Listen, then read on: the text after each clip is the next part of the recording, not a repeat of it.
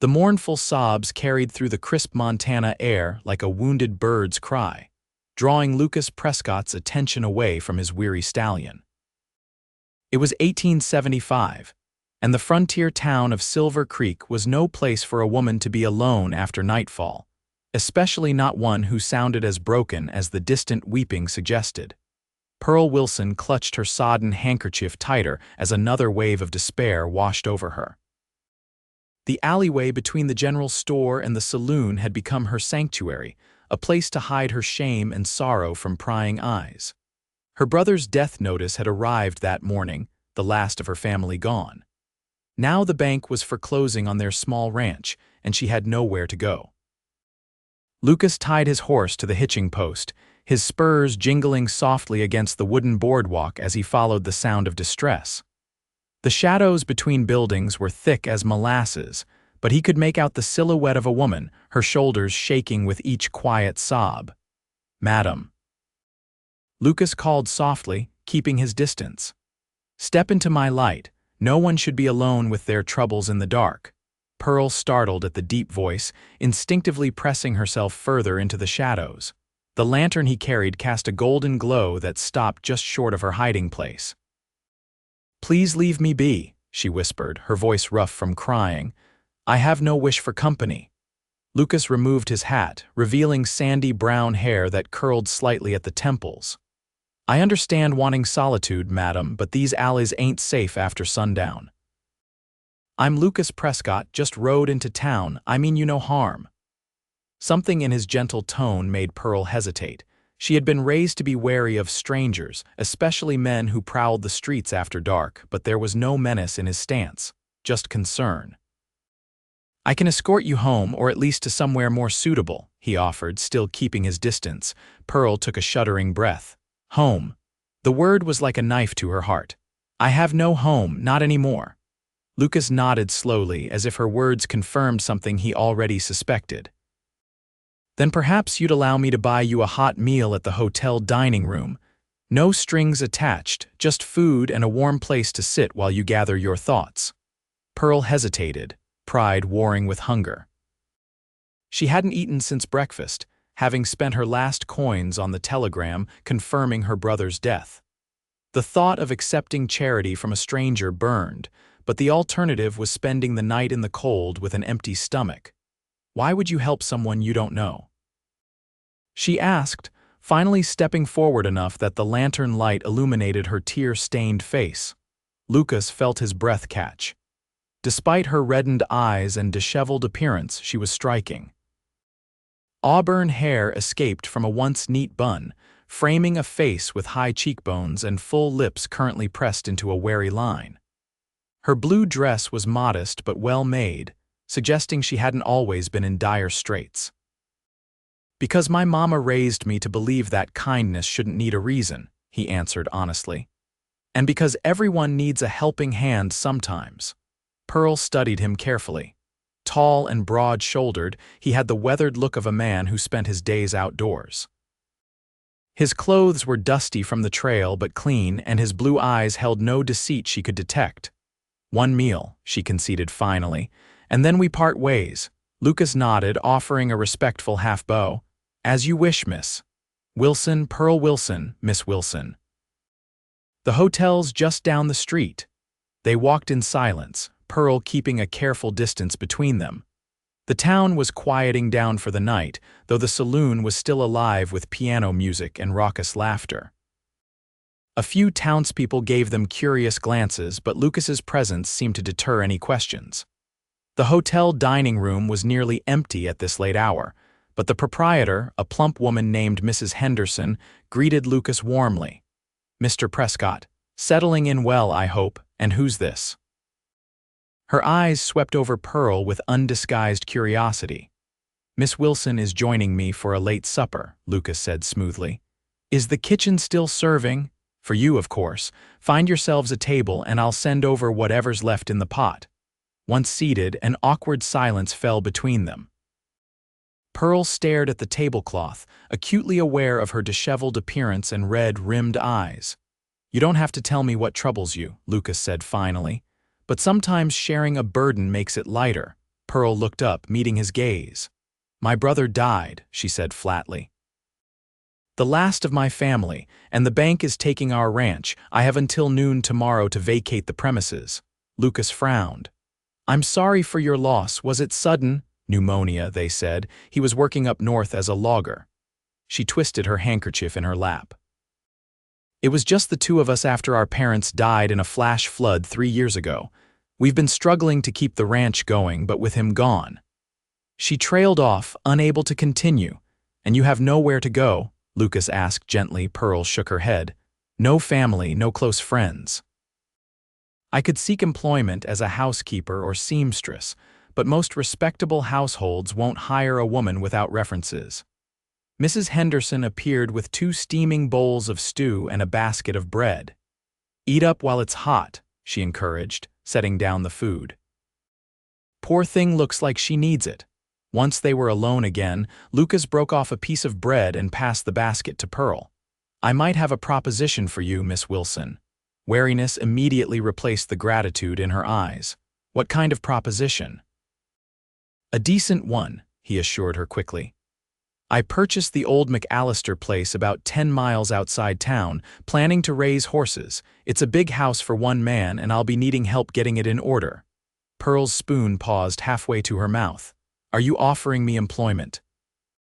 "Room, board, and fair wages," Lucas confirmed. "I need someone to cook, clean, and generally make the place livable while I focus on the stables and stock. It would be a temporary arrangement until you decide what you want to do next." "Why would you offer such a thing to a complete stranger?" Lucas smiled slightly. "I'm a good judge of character, Miss Wilson. You're educated, well-spoken, and clearly raised properly. I doubt you'd poison my food or rob me blind." Despite herself, Pearl felt a small smile tug at her lips. "I am an excellent cook, Mr. Prescott." "That settles it then." He took a bite of stew. "You can have your own room with a lock on the door if it makes you feel safer, and I'll advance you enough money to settle any debts in town before we leave." Pearl stared at him, searching for any hint of ulterior motives. "This is exceedingly generous," Lucas shrugged. "I need the help and you need a place to go. Seems like a fair arrangement to me." Pearl considered her options, which were admittedly few. The alternative was sleeping on the streets or worse. "I accept your offer, Mr. Prescott. But I insist on a written agreement stating the terms of my employment." Lucas nodded approvingly. "Smart woman. We'll draw up papers in the morning before heading out to the ranch." For the first time since receiving the telegram that morning, Pearl felt a tiny spark of hope. Perhaps this was not the end of everything after all. The next morning dawned clear and cold, a typical late September day in Montana territory. Pearl had spent the night in a small room at the hotel, courtesy of Lucas, who insisted it was an advance on her wages. She had slept poorly, torn between gratitude for his kindness and anxiety about what she was agreeing to. Lucas met her in the hotel lobby, looking refreshed in clean clothes, his hat in his hands. "Good morning, Miss Wilson. I trust you slept well."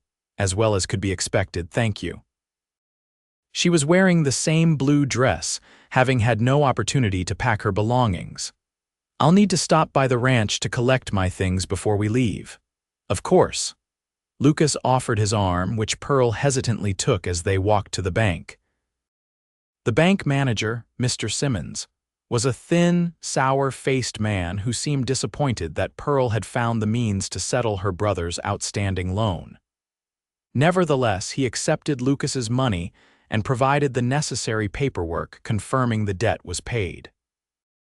"I'll need a receipt for Miss Wilson's belongings as well," Lucas insisted, confirming that she has until the end of the day to remove her personal effects from the property. Mr. Simmons grudgingly complied, his pen scratching against the paper. "The bank will take possession at sundown." Their next stop was the lawyer's office, where Lucas had a simple employment contract drawn up, outlining Pearl's duties, compensation, and the provision that either party could terminate the arrangement with 2 weeks' notice. Pearl read it carefully before signing, noting with relief that everything was as Lucas had promised. "Now for your things." Lucas said as they left the lawyer's office. "I've hired a wagon for the day." The Wilson Ranch was a modest affair about 3 miles outside of town. The small house and barn had seen better days, but Pearl felt a pang of loss as they approached. This had been her home for nearly 20 years. "It's not much," she said apologetically as they dismounted. "It's a good piece of land," Lucas observed. "Shame about the circumstances." Inside, Pearl moved quickly, packing her clothes, a few books, and the family Bible.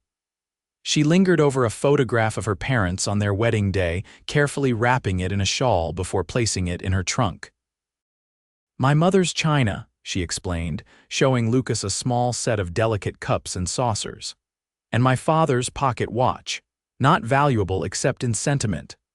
Lucas helped her load everything onto the wagon, treating her possessions with the same care he might give to fine crystal. By noon, they were ready to depart, Pearl taking one last look at the only home she had ever known. "Ready?" Lucas asked gently. Pearl nodded, unable to speak past the lump in her throat. She climbed onto the wagon seat beside him, her hands folded tightly in her lap. As they pulled away, she did not look back. The journey to Lucas's ranch took most of the afternoon. They traveled in companionable silence, broken occasionally by Lucas pointing out landmarks or sharing bits of information about the area. "That ridge line marks the northern boundary of my property," he explained as they crested a hill. "About 500 acres, mostly grazing land with good water access." "What made you choose Montana?" Pearl asked, curious about this man who had so suddenly become her employer. "Always wanted wide open spaces," Lucas replied. "Grew up in Pennsylvania, son of a coal miner, promised myself I'd never work underground." He glanced at her. "Saved every penny from working cattle drives for 5 years to buy this place." "It's a significant achievement," Pearl acknowledged. "It's a start," Lucas corrected. "Nothing's an achievement until it's producing. Right now it's just land and an empty house." The house came into view as they rounded a bend in the road. Pearl's eyes widened. The old McAllister place was considerably larger than she had imagined, a 2-story structure with a wide porch wrapping around 3 sides. "You didn't mention it was so grand," she said, unable to keep the surprise from her voice. Lucas chuckled. "It's not as impressive up close." McAllister had grand ideas but ran out of money before finishing it properly. "The back section is still mostly framing with no walls." He was right.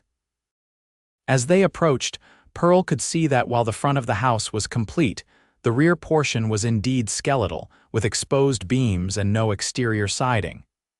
"It's got good bones, though," Lucas continued. 6 finished rooms, kitchen, parlor, dining room, and 3 bedrooms upstairs. "Thought I'd finish the back section eventually to add a proper study and maybe another bedroom or 2. He guided the wagon to the front of the house and helped Pearl down. "Your room will be upstairs, first door on the right. It gets the morning sun." The interior of the house was clean but sparse, with minimal furniture. Pearl noted the empty bookcases in the parlor, the absence of curtains on the windows, the lack of any personal touches that would make a house a home. "It's very." She searched for a diplomatic word. "Bare," Lucas supplied with a smile. "I've been focused on the barn and corral. Figure the house can wait until winter when outdoor work slows down." Pearl nodded, already mentally cataloging what would be needed to make the place properly habitable. "When do you expect your horses to arrive?" "I've got 8 coming next week, 4 proven brood mares and 4 younger stock, including a promising stallion." There was unmistakable pride in his voice. "I'm hoping to establish a line known for both speed and endurance." He showed her around the kitchen, which was functional if basic, with a good-sized stove, a pump for water, and adequate storage space. "I've laid in some supplies," he said, opening a pantry door to reveal sacks of flour, sugar, coffee, and other staples. "But you're welcome to make a list of anything else you need." By the time they had unloaded her belongings and settled her into her room, the sun was setting. Pearl insisted on preparing a simple meal despite her exhaustion, frying up bacon and potatoes with onions. "This is the best meal I've had in months," Lucas declared as they ate at the kitchen table. "The hotel food is decent, but nothing beats home cooking." Pearl felt a flush of pleasure at the compliment. "Thank you. I enjoy cooking when I have the proper ingredients." "Well, you'll have free reign over the kitchen budget," Lucas assured her. "I'm not particular about what I eat, so long as it's filling and tastes good." After dinner, Pearl insisted on washing the dishes despite Lucas's protests that it could wait until morning. "I prefer to start fresh each day," she explained. "Besides, I should establish a routine." Lucas nodded, understanding. "I'll be heading out at first light to finish work on the corral. Don't worry about breakfast for me, I can manage coffee and hardtack." "Nonsense," Pearl countered. "I'll have a proper breakfast ready. What time do you rise?" "Dawn, usually." "Then so shall I." Lucas studied her for a moment, then nodded. "Don't work yourself too hard, Miss Wilson. This arrangement is meant to help you, not wear you down." "Pearl," she said suddenly, "if we're to live under the same roof, you might as well use my given name." A slow smile spread across Lucas's face. "Pearl it is, then, and I'm Lucas, not Mr. Prescott." That night, in the unfamiliar bedroom with its plain walls and simple furnishings, Pearl found herself staring at the ceiling, contemplating the strange turn her life had taken. 24 hours ago, she had been weeping in an alley, destitute and alone. Now she had a roof over her head, employment, and perhaps even the beginnings of a friendship with the taciturn cowboy sleeping down the hall. It wasn't the life she had imagined for herself, but it was a chance to rebuild. For now, that would have to be enough. The following weeks established a routine that suited them both. Pearl rose before dawn to prepare breakfast and pack a midday meal for Lucas, who spent his days working on the outbuildings and fences. She dedicated herself to transforming the sparse house into a proper home, cleaning every surface, arranging her few possessions to add touches of warmth, and gradually adding small improvements. Lucas returned each evening to find something: new curtains made from fabric she'd found in a trunk in the attic, a vase of wildflowers on the dining table, bookshelves organized with the few books they owned displayed prominently. "You have a gift for making things pleasant," he commented one evening as they sat in the parlor after dinner, Pearl mending a tear in one of his shirts while he carved a small wooden figure. "The place feels different already." Pearl looked up from her stitching. It needed a woman's touch. "No offense intended. None taken," Lucas assured her with a chuckle. "I never claimed to have any skill at homemaking." "What are you carving?" she asked, nodding toward his hands. Lucas held up the small piece of wood which was beginning to take the shape of a horse. "Just passing the time." "My father taught me," said idle hands led to mischief. "It's very good," Pearl said, genuinely impressed. "You have an artist's eye." Lucas shrugged, clearly uncomfortable with the praise. "Just a hobby."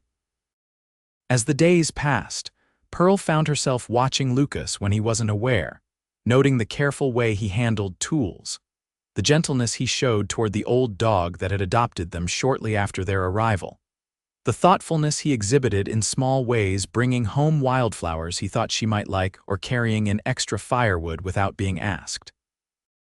For his part, Lucas increasingly found reasons to return to the house during the day, needing a tool from the shed, coming in for a drink of water, checking if Pearl needed anything from town before his weekly trip. Each time, he lingered a little longer, asking about her day or sharing some small observation about the property. The arrival of the horses marked a turning point in their comfortable routine. Pearl had never seen Lucas so animated as when the animals were delivered, his face alight with pride as he introduced each one to her. "This is Monarch," he said, stroking the neck of a magnificent bay stallion. "He's going to be the foundation of my breeding program. And these ladies," he indicated the 4 mares grazing nearby, "are Willow, Starlight, Penny, and Ruby." Pearl found herself charmed by his enthusiasm. "They're beautiful animals." "Would you like to learn to ride?" Lucas asked suddenly. "There's an older mare coming next week who'd be perfect for a beginner. Gentle disposition, smooth gait." Pearl hesitated. I've never been on a horse before. My father kept draft horses for plowing, but they weren't for riding. Everyone should know how to ride out here, Lucas said. It's not just practical, it's freeing. Nothing like the feeling of a good horse under you and open country ahead. The passion in his voice made her smile. All right, I'll try, but don't laugh when I fall off. Lucas's expression softened. I'd never laugh at you, Pearl. Something in his tone made her heart skip a beat, and she looked away quickly, suddenly flustered. I should get back to the house. I've bread rising. That evening, as they ate dinner, Lucas cleared his throat. I've been thinking. The Harvest Festival is coming up in town next weekend. Thought you might like to go. Pearl paused with her fork halfway to her mouth. Together. Well, yes, Lucas shifted in his chair. Unless you'd rather not be seen with your employer, I understand if no, I'd like that, Pearl interrupted. It's just, people might talk. Lucas met her gaze steadily. Let them. You're a respectable woman employed in my household. There's nothing improper about escorting you to a public event. Pearl nodded slowly. Then yes, I'd be pleased to attend the festival with you. The days leading up to the festival brought a flurry of activity. Pearl insisted on making a new dress for the occasion, using fabric she found in the attic along with some trim Lucas purchased in town. The result was a simple but flattering gown in a deep green that complemented her auburn hair. On the morning of the festival, Pearl took extra care with her appearance, pinning her hair in a more elaborate style than her usual practical bun, and adding a touch of rose water behind her ears, a small luxury she had allowed herself from her first wages.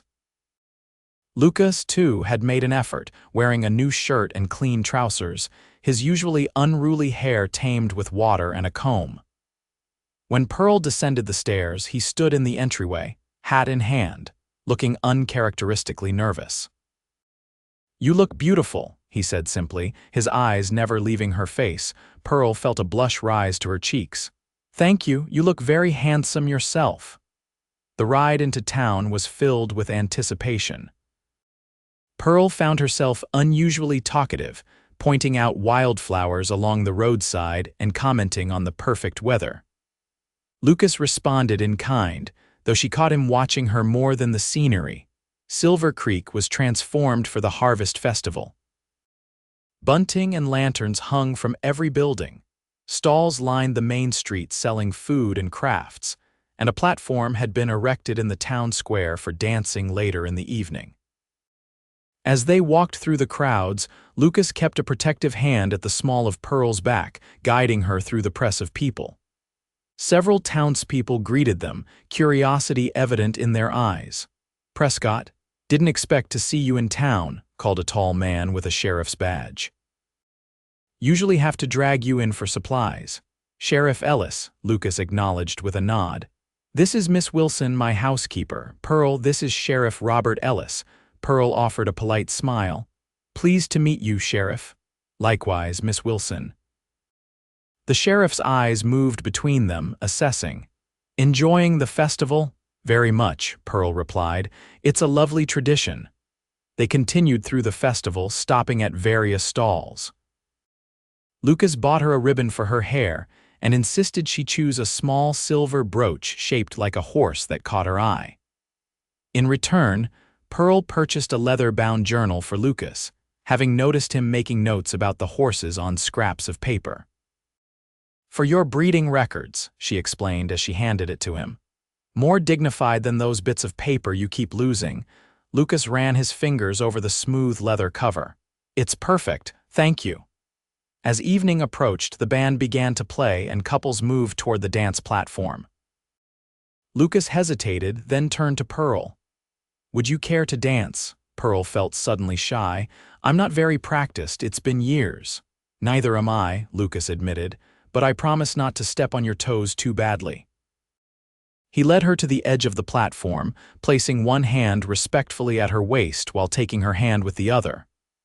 As they began to move to the music, Pearl was surprised by how naturally they fell into rhythm together. You dance very well for someone out of practice, she observed. Lucas smiled down at her. Good partner makes all the difference. As they twirled around the platform, Pearl became acutely aware of the solid strength of his hand at her waist, the clean scent of soap and leather that clung to him, the way his eyes never left her face. Something was shifting between them, transforming from the comfortable arrangement of employer and employee into something neither had anticipated. The spell was broken when Mrs. Henderson appeared at their side as the dance ended. "Miss Wilson, Mr. Prescott, how lovely to see you both." "Mrs. Henderson," Lucas greeted her with a polite nod. "Enjoying the festival?" "Oh, indeed, though I'm surprised to see you here, Miss Wilson. The talk in town was that you'd moved on after your brother's passing." Her eyes gleamed with barely concealed curiosity. "Such a fortunate coincidence that Mr. Prescott was in need of household help just when you needed employment." Pearl felt a flash of irritation at the woman's probing. "Yes, quite fortunate.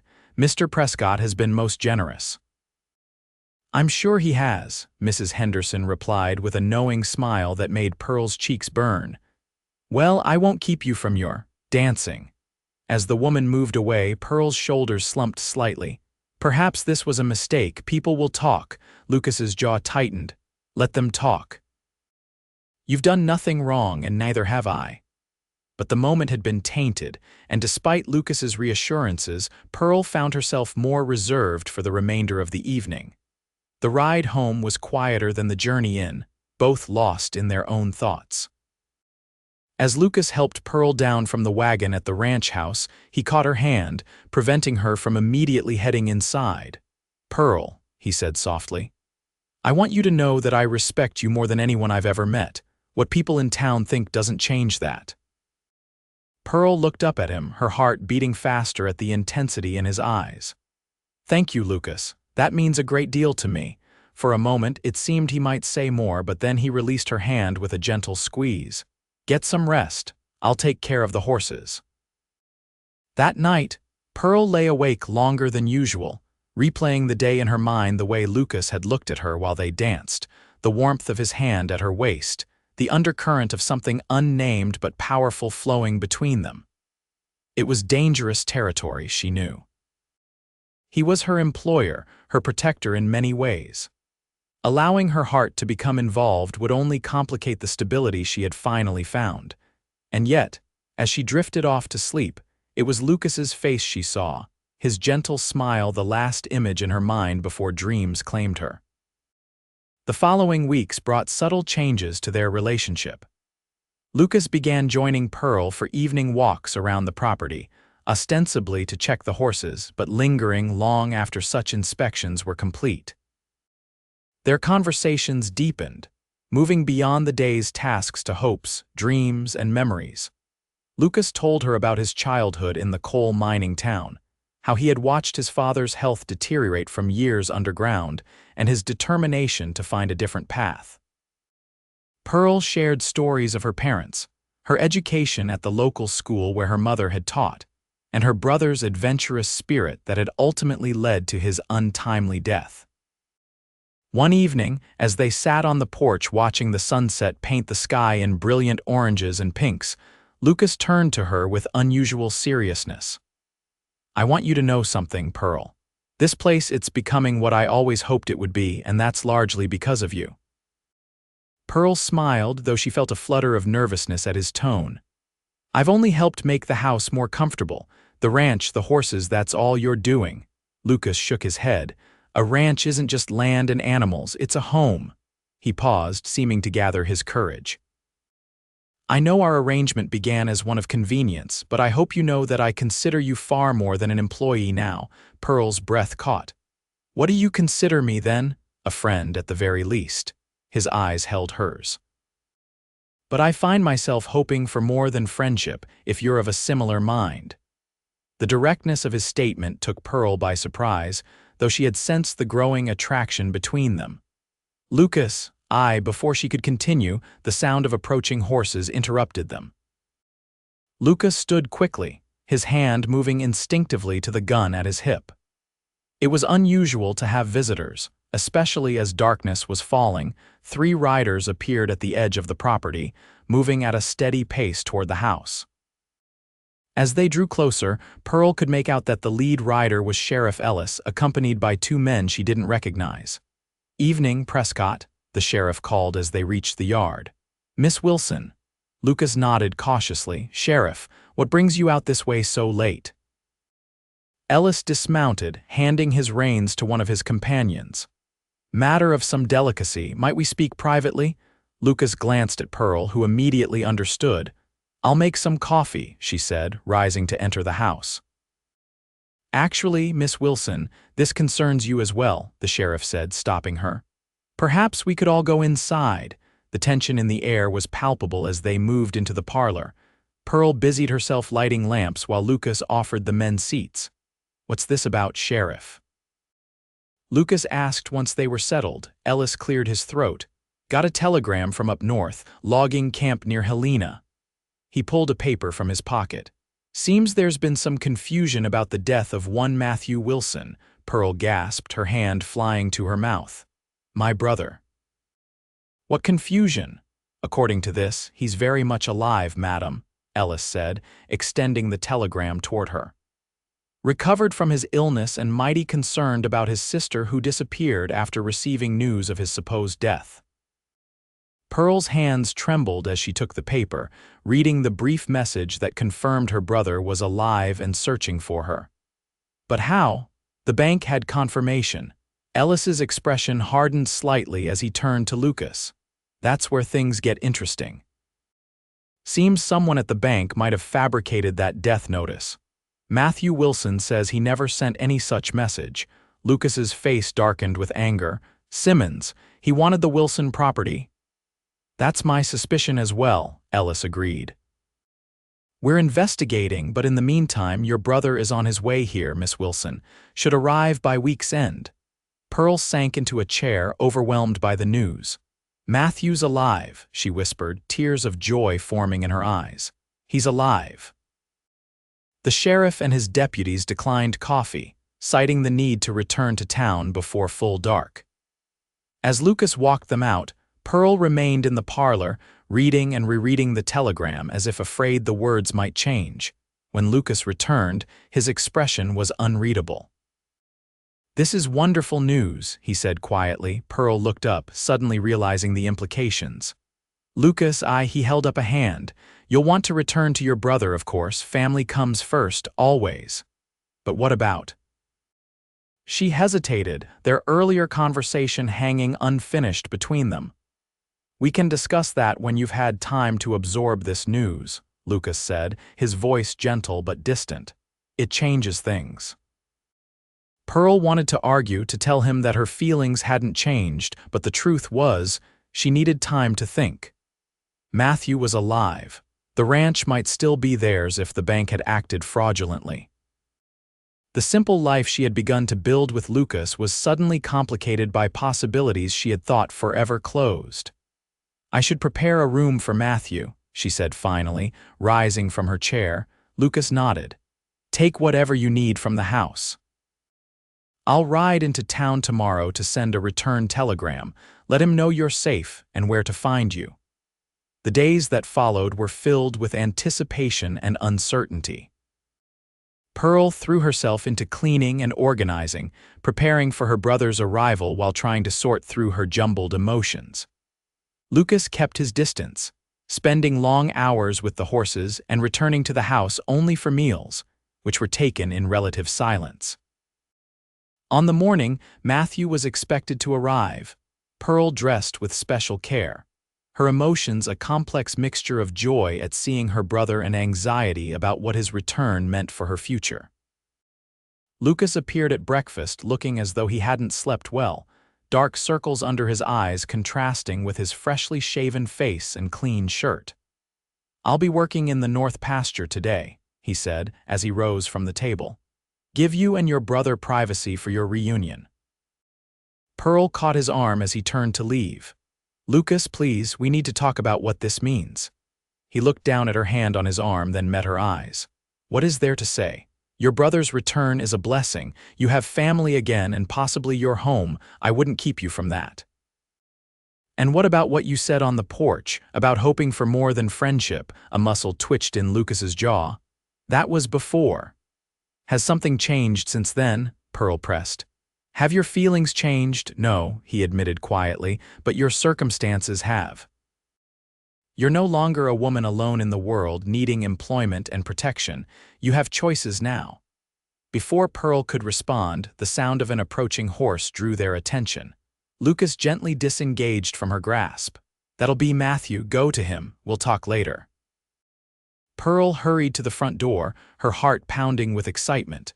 A tall man with auburn hair several shades darker than her own was dismounting from a sturdy gelding. He looked thinner than she remembered, his face more lined, but unmistakably her brother. Matthew. She cried, flying down the porch steps. He turned at her voice, his weary face breaking into a wide smile. Pearl, thank God, they collided in a fierce embrace, Pearl sobbing against his chest while he stroked her hair, murmuring reassurances. I thought you were dead, she managed between tears. They told me you were dead. I nearly was, Matthew admitted, holding her at arm's length to examine her. The pneumonia was bad, I was unconscious for weeks. By the time I recovered enough to send word, the camp said they'd already notified you. His expression darkened. Then I received a letter saying you'd lost the ranch and disappeared. I've been half out of my mind with worry. Pearl wiped at her tears. It's a long story. Come inside, you must be exhausted. As they turned toward the house, Lucas appeared in the doorway, his tall frame filling the entrance. Pearl felt a moment of awkwardness as the two men assessed each other. Matthew, this is Lucas Prescott, he's been. She hesitated, unsure how to describe their relationship. He gave me employment when I had nowhere else to go. Lucas stepped forward, extending his hand. Mr. Wilson. Your sister has spoken of you often. I'm glad to see reports of your death were greatly exaggerated. Matthew shook the offered hand firmly. Mr. Prescott, I understand I owe you a debt of gratitude for looking after Pearl in my absence. No debt, Lucas replied. Your sister has more than earned her keep. She's transformed this place. An uncomfortable silence fell until Pearl suggested they move inside. Over coffee and the breakfast bread she had baked that morning, Matthew explained more about his illness and recovery, while Pearl recounted the events following the false notification of his death, carefully omitting any mention of her breakdown in the alley where Lucas had found her. So Simmons was behind it all, Matthew concluded grimly. I suspected as much. He's been after our land for years. Sheriff Ellis is investigating, Lucas confirmed. From what I understand, the penalties for bank fraud are severe. You may well get your property back. Matthew nodded, his expression determined. I aim to see that we do. That land has been in our family for 2 generations. As the conversation continued, Pearl became increasingly aware of the tension in Lucas's posture, the careful neutrality of his expression as Matthew outlined plans to reclaim their ranch and restore their life there. You'll come home, of course, Matthew said to Pearl as if it were a foregone conclusion. Once we sort out this mess with the bank, Pearl glanced at Lucas, whose eyes remained fixed on his coffee cup. I'll need some time to think, Matthew, so much has happened. Her brother looked surprised, then understanding dawned in his eyes as he looked between Pearl and Lucas. I see. Well, there's no rush. I'll need to stay in town for a few days anyway to work with Ellis on building a case against Simmons. Lucas stood abruptly. You're welcome to stay here, Mr. Wilson. As Pearl said, we have plenty of room. Now, if you'll excuse me, those horses won't tend themselves. He left without another word, his boots echoing on the wooden floor as he strode through the house and out the back door. Matthew raised an eyebrow at Pearl. Something I should know, Pearl sighed, torn between loyalty to her brother and the feelings that had been growing for Lucas. It's complicated. Complicated usually means someone's heart is involved, Matthew observed gently. Yours, his, both. Both, I think, Pearl admitted. But nothing has been declared outright, and now with your return. Matthew reached across the table to take her hand. Pearl, I want you to be happy. If that means staying here with Prescott, I won't stand in your way. But the ranch is just land and buildings, Matthew finished for her. Family is what matters. You're my family and I want what's best for you. If that's Prescott, then so be it. Pearl felt tears welling in her eyes again. I don't know what I want yet. Everything's happening so fast. Then take your time, Matthew advised. I'm not going anywhere, not again. The next few days established an uneasy routine. Matthew stayed at the ranch, taking the third bedroom and offering to help with chores. Lucas was unfailingly polite but distant, leaving early each morning and often not returning until after dinner. Pearl found herself caught between them, trying to reconnect with her brother while watching her tentative relationship with Lucas grow increasingly strained.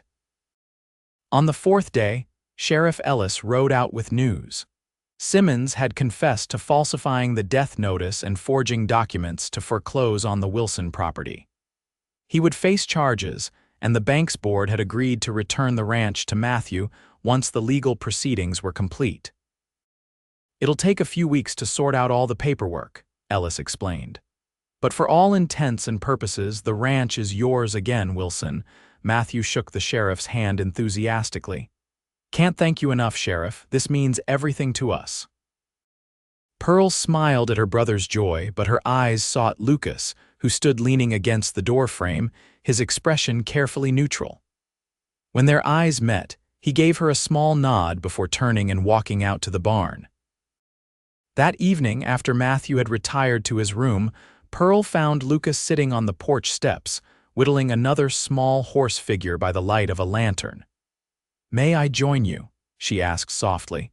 He moved over slightly in silent invitation. Pearl sat beside him, close enough that their shoulders nearly touched. "You've been avoiding me," she said after a moment. Lucas's hands stilled. "Seemed best to give you space, let you reconnect with your brother without complications." "Is that what you are to me? A complication?" He looked at her then, his eyes reflecting the lantern light. "Aren't I? You have your life back, Pearl, the one you lost, the ranch, your brother, your independence. And what if I want more than that?" she challenged. "What if I want what we were beginning to build here, too?" Lucas set aside his carving. "You can't have both.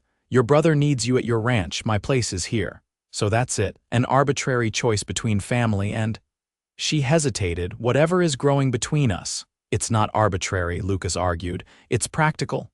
2 ranches miles apart, both needing full-time attention. Your brother just got you back. He won't want to lose you to another man so quickly." Pearl felt frustration building. "Shouldn't that be my decision? And Matthew's? You haven't even talked to him about this." "What's to talk about?" Lucas stood, pacing the length of the porch. "I'm not going to ask you to choose between your family and me. That's not fair to anyone. And making the choice for me is fair." Pearl rose as well, her voice rising with her. "You told me you hoped for more than friendship, Lucas. Was that true, or just convenient words because you thought I had no other options?" Lucas turned to her, his expression pained. "Of course it was true. Everything I've said to you has been true." "Then fight for me," Pearl exclaimed. "Don't just step aside and make assumptions about what's best for everyone." For a moment, they stood facing each other, the tension between them almost palpable. Then Lucas closed the distance between them in 2 long strides, his hands coming up to frame her face with unexpected gentleness. "I'm trying to do the right thing," he said, his voice rough with emotion. "Even if it's killing me." Before Pearl could respond, he lowered his head and kissed her, a kiss that started tentative but quickly deepened as she responded, her hands clutching at his shirt to draw him closer. All the unspoken feelings of the past weeks poured into that contact: longing, frustration, tenderness, and something deeper that neither had been ready to name. When they finally broke apart, both breathing heavily, Lucas rested his forehead against hers. "I love you, Pearl Wilson." "God help me, but I do." Pearl felt joy bloom in her chest at his words. "And I love you, Lucas Prescott, which is why we need to find a solution that doesn't require anyone to give up what matters to them." A throat cleared behind them and they turned to find Matthew standing in the doorway, a knowing smile on his face. "I thought I might find you 2 out here." Pearl stepped back from Lucas, embarrassed to have been caught in such an intimate moment, but didn't release his hand. Her brother held up a hand. No need to explain. I've seen this coming since the moment I arrived. He moved to join them on the porch. I've been thinking about our situation, and I believe I have a proposition that might interest you both. Lucas raised an eyebrow. I'm listening. Our ranch and yours are about 8 miles apart as the crow flies, Matthew began. Good land between them. What if we considered a partnership? Combine resources, expand both operations. You've got the horses, we've got experience with cattle. Diversification is always smarter than specialization out here. Pearl looked at her brother in surprise. A partnership? Makes sense, doesn't it? I'm not getting any younger, and running a ranch alone is a fool's errand. Prescott here has ambitions for his horse breeding that would benefit from more hands and more land. Matthew glanced between them with a knowing expression. Plus, it would solve certain personal complications. Lucas considered the idea, his thumb unconsciously rubbing circles on Pearl's hand. It could work, he said slowly. Both properties maintained but operated as one business, would require building some additional structures, maybe a line cabin halfway between. Or, Matthew suggested carefully, a proper house.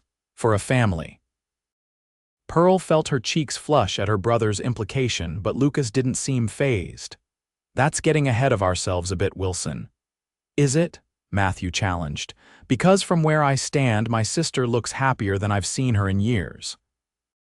And you, Prescott, look at her like she hung the moon and stars. I may have been sick, but I'm not blind. Lucas's expression softened as he looked down at Pearl. No, you're not blind, he conceded, but there are proper ways to do things. Then do them properly, Matthew said simply. But don't let pride or misplaced notions of sacrifice stand in the way of happiness. Life's too short and too hard out here to waste chances at joy. With that, he bid them good night and returned inside, leaving Pearl and Lucas alone again in the lantern light. He's right, you know, Pearl said softly, about not wasting chances. Lucas nodded slowly. I was so certain I knew what was best, that letting you go was the honorable thing to do. He reached up to touch her cheek. I didn't account for how much the thought of losing you would hurt. You're not losing me, Pearl assured him. Not if you don't want to. Want to? Lucas repeated with a hint of his usual humor. Pearl, I've been falling in love with you since I found you weeping in that alley. Every day since has only confirmed what I think I knew even then, that you're the woman I've been waiting for my whole life. Pearl's heart soared at his words. Then perhaps we should consider my brother's proposition, not just the business aspects, but the personal implications as well. Lucas's eyes darkened. Are you saying what I think you're saying? I'm saying that I love you, Pearl stated plainly. I'm saying that the thought of building a life with you makes me happier than I ever imagined possible. I'm saying that whatever form that life takes here at my family's ranch, or somewhere in between, I want to face it together. Lucas pulled her close, his arms encircling her waist. Pearl Wilson, would you do me the extraordinary honor of becoming my wife? Pearl laughed, joy bubbling up from a place she had thought permanently darkened by grief. Yes, Lucas Prescott, 1,000 times yes. His kiss was a promise, gentle yet certain, sealing their commitment under the vast Montana sky. The wedding took place 6 weeks later in the small church in Silver Creek. The entire town turned out for the occasion, curiosity about the unusual circumstances of their meeting now transformed into genuine good wishes for the couple. Pearl wore a dress of ivory silk ordered from Denver, with lace at the collar and cuffs that had belonged to her mother. Lucas, uncomfortable in formal attire but determined to do things properly, wore a new black suit that made his shoulders look even broader than usual. Matthew stood as Pearl's witness, his face beaming with approval as he watched his sister pledge her life to the man who had saved her in more ways than one. Mrs. Henderson sniffled loudly in the front pew, her initial suspicions about their relationship now replaced with romantic notions of destiny. The partnership between the two ranches proved even more successful than anticipated. The Wilson Prescott breeding program quickly gained a reputation for producing exceptional horses, while the cattle operation provided steady income. The line cabin Matthew had suggested became a reality, though it was used primarily as a way station when moving stock between the properties rather than as a family home. For their permanent residence, Lucas and Pearl chose to remain at the Prescott Ranch, now fully completed with Lucas finishing the back portion of the house during the winter months. Matthew took up residence at the Wilson homestead, but was a frequent visitor, especially as the family began to grow. Their first child, a daughter named Elizabeth after Pearl's mother, arrived a year after their wedding. She was followed 2 years later by a son, James, who inherited his father's height and his mother's auburn hair. By the time their third child, another boy named Thomas, was born, the Wilson-Prescott partnership had expanded to include another adjoining property, making it one of the largest operations in the county. Through the years, their love only deepened, weathering the hardships that frontier life inevitably brought: drought, harsh winters, economic downturns. They faced each challenge together, their partnership in life as strong as their business collaboration. On their 10th anniversary, Lucas surprised Pearl with a small wooden chest filled with carved figures: horses, cattle, children, and a central piece showing a man and woman standing close together. "What's this?" Pearl asked, touching the delicate figures with wonder. "Our story," Lucas explained. "I've been working on it for years, one piece at a time." Pearl lifted the central carving, examining the detailed faces. "They're beautiful, Lucas. Look underneath," he urged gently. Pearl turned the piece over to find words carved into the base. "Step into my light the day my life truly began." Tears filled her eyes as she remembered that night in the alley, how broken and alone she had felt, and how a stranger's kindness had changed everything. "I was so lost that night," she whispered. "I never imagined where your light would lead me." Lucas gathered her into his arms, his love for her as strong as it had been on their wedding day. "I knew even then that you were meant to be in my light. Every day since has only proven me right." Outside, their children played in the yard under Matthew's watchful eye. The horses grazed in lush pastures, and the house that had once been bare and unwelcoming stood as a testament to the home they had built together, not just with wood and nails, but with love, determination, and the courage to step from shadows into light.